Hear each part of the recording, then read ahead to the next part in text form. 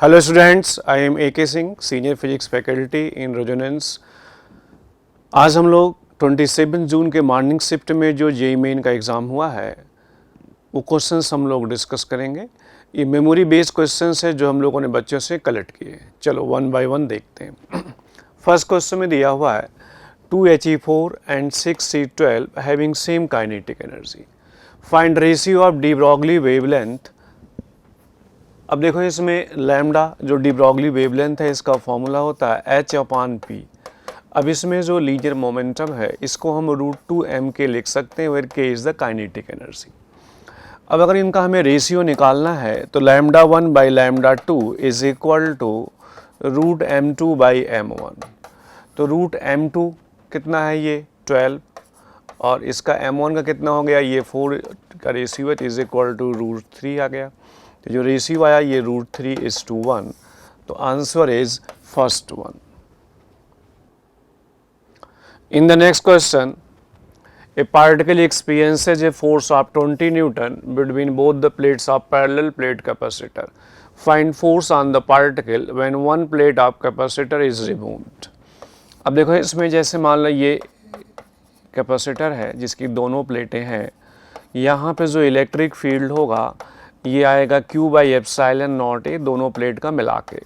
अब इस पे जो फोर्स होगा, मान लो जो चार्ज है वो Q1 है, तो Q1 इंटू ई, तो यहाँ से मिला Q1 into Q/ε0A।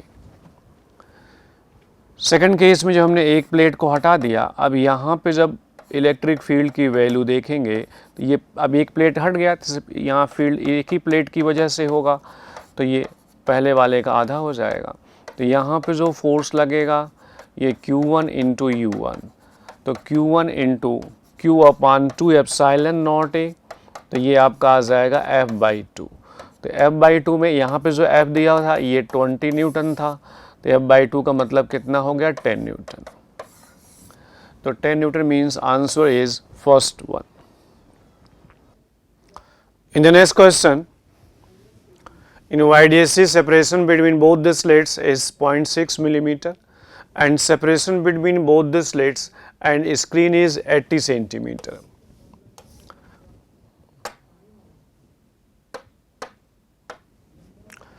First dark fringe is observed on the screen in front of the one slits.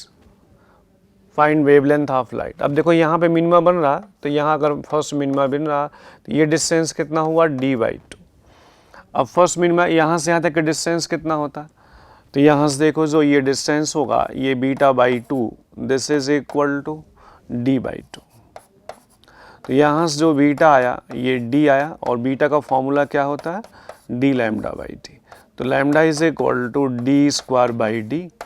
अब यहाँ वैल्यू पुट कर लेंगे, तो ये 0.6 millimetre into 0.6 millimetre divided by 80 centimetre है, तो उसको अपन मिलीमीटर में लिख देंगे तो 800 आ जाएगा। इसको सॉल्व करेंगे तो 4.5 into 10⁻⁻⁴, therefore answer is first one.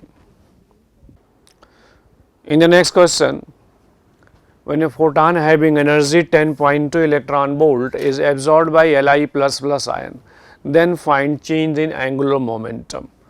अब इसमें देखो जो ये डेल्टा E का फॉर्मूला होता है 13.6 into Z square 1/n1 square minus 1n2 square, तो ये हो गया 10.2 electron volt is equal to 13.6 into Z यानी 3 का स्क्वायर 1/n1 का स्क्वायर माइनस 1/n2 का स्क्वायर इलेक्ट्रॉन वोल्ट। अब जो कंडीशन सेटिस्फाई होंगी इसमें, ये n1 इज इक्वल टू 3 और n2 इज इक्वल टू 6 के लिए वैल्यू सेटिस्फाई होगी। तो यहाँ पे जो डेल्टा L हुआ एंगुलर मोमेंटम, ये डेल्टा n इंटू H/2π, तो यहाँ से लिखेंगे 6 - 3 इंटू H/2π, तो ये हमें मिला 3H/2π, it is delta L। तो यहाँ से हमें आंसर मिला third one. In the next question, a man standing on ground observes that train is coming at angle 45 degree with vertical. When he runs with a speed 15 √2 km/h, rain appears to him vertical. Find speed of rain with respect to man. अब देखो ये जो man है जब ये इस direction में 15√2 kilometre per hour से जा रहा है तो इस केस में जो रेन की velocity with respect to man है वो इस डायरेक्शन में ऐसे VRM। इसका मतलब ये हुआ कि अगर हम ग्राउंड के रेस्पेक्ट में देखें, अगर हम विथ रेस्पेक्ट टू ग्राउंड देखें तो जो इसकी वेलोसिटी वही इसकी होगी, तभी हॉरिजॉन्टल वेलोसिटी नहीं दिखाई पड़ रही है। इसका मतलब जो वेलोसिटी इसका जो x कंपोनेंट होगा ये 15√2 ही होगा, और ऐसे जो इसका y कंपोनेंट होगा ये कितना होगा अभी देखते हैं। अब इस केस में कहा गया था कि इसको 45 डिग्री पे वर्टिकल से गिरता हुआ लग रहा था जब ये स्टेशनरी था, तो अब ये एंगल 45 है। इसका मतलब ये हुआ कि ये दोनों कंपोनेंट इक्वल होंगे। इसका मतलब ये वाला भी कितना होगा 15√2। अब अगर ये 15√2 किलोमीटर पर आवर हुआ तो इट मीन्स कि जो वर्टिकल कंपोनेंट है वही इसको यहाँ पे दिखाई पड़ेगा। तो velocity of rain drop with respect to man, ये जो VR y के लॉन्ग होगा, y का मतलब यहाँ पे हमने x² से मान लिया, y ऐसे मान लिया, तो यहाँ पे जो y कंपोनेंट होगा वही velocity of rain drop with respect to man होगा। तो therefore this is equal to 15√2। Therefore answer is fourth one. In the next question, a man running towards a stationary source with a speed c/5. Speed of sound is c. Then observed change in frequency of observer will be. देखो जैसे मान लो अगर हम ये कहें ये source है और ये ऑब्जर्वर है, इस डायरेक्शन में ये c/5 से जा रहा है, तो ये जो f डैश होगा f v minus VO upon v minus VS, ये फॉर्मूला अपन पढ़ते हैं। तो यहाँ से देखो f dash is equal to f, v को यहाँ पे c लिखा हुआ, c मतलब स्पीड ऑफ साउंड है, तो ये c plus c/5 upon c minus 0, तो ये आ जाएगा 6f/5। तो अब इसमें जो परसेंटेज चेंज हुआ यानी कि f dash minus f/f into 100, तो ये आ जाएगा 1/5 into 100 is equal to 20%।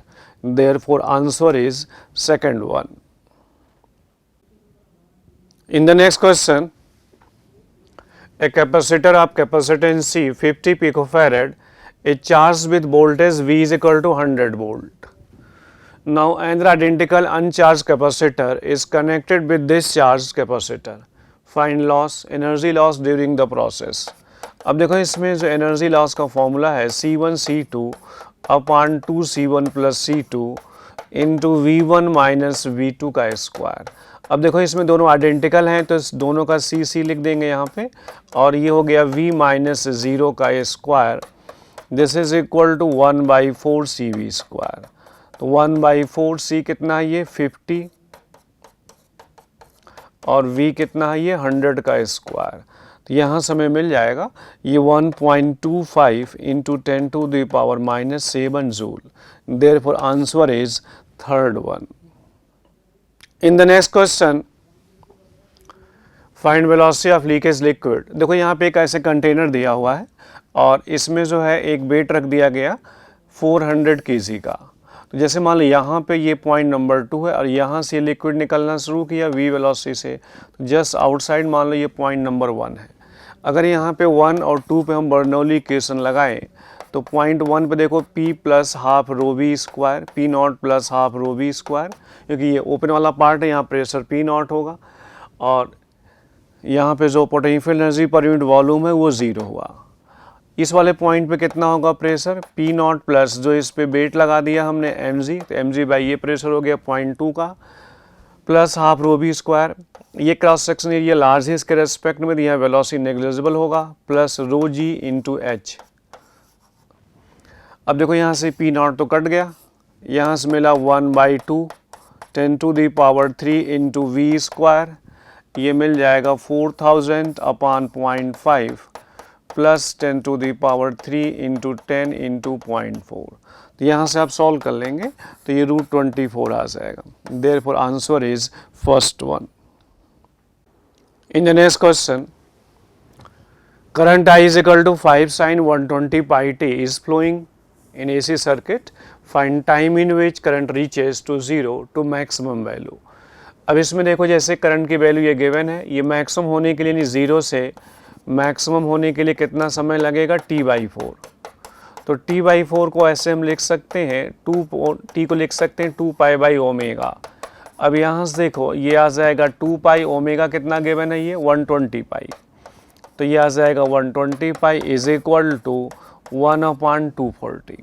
Therefore answer is third one.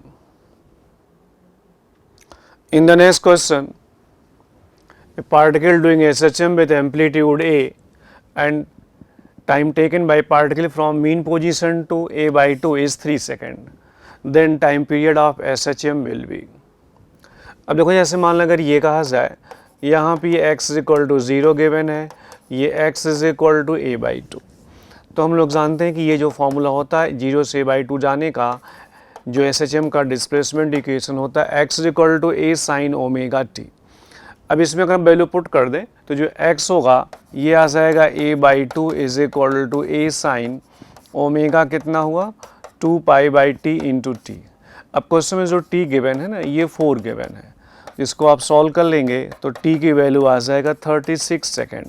Therefore answer is fourth one. In the next question, find maximum value of force so that block will not slide on each other. अब देखो इसमें जो अपर block है, अगर इसका हम maximum acceleration निकालें तो ये कितना होगा, म्यू इंटू जी, यानी कि 0.5 इंटू 10 इज इक्वल टू 5। तो कितना मैक्सिमम फोर्स लगाएं जिस पे स्लाइडिंग ना हो, तो एफ मैक्स कितना होगा, यानी ये एक्सेलरेशन प्रोवाइड करने के लिए दोनों को कितना फोर्स लगाना पड़ेगा, तो 2 + 8 into 5 is equal to 50। Therefore answer is first one.